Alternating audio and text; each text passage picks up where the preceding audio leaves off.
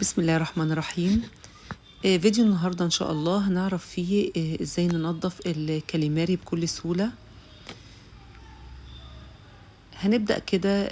أول خطوة نشيل الأجزاء الداخلية، وهنلاقي كده جزء شفاف هو ده اللي بيبقى زي عمود فقري كده في الكاليماري.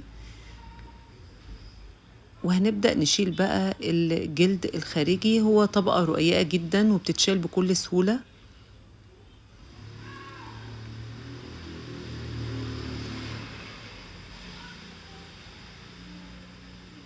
وهنلاقي برضو كده الزعانف دي برضو هنشيل منها الجلد الخارجي.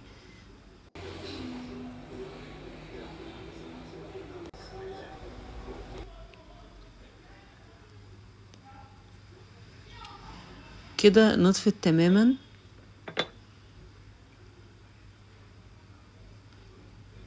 هنحطها بقى في مية بليمون، طبعا هنغسلها كذا مرة، بس يعني في الآخر خلصنا كده كل الكمية.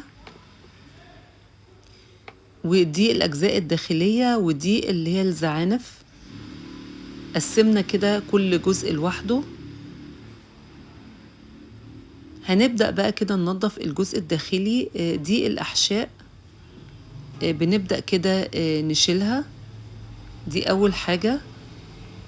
والجزء ده هنقسمه 2 بالشكل ده. الجزء ده خلاص نضيف تماما.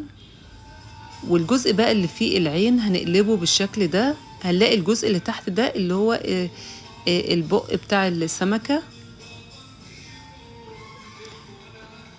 وهنبدأ كده في مية نبدأ نضغط على العين، بيبقى فيها حبر بنضغط عليه ونغسله كويس جدا. ولو في برضو على الأجزاء الخارجية كده جلد بنحاول نشيلها. هنعمل واحدة تانية برضو بنفس الطريقة، بنشيل كده الأحشاء وده الجزء ده نضيف. ونبدأ بقى الجزء ده نقلبه، نشيل الجزء اللي تحت بالشكل ده.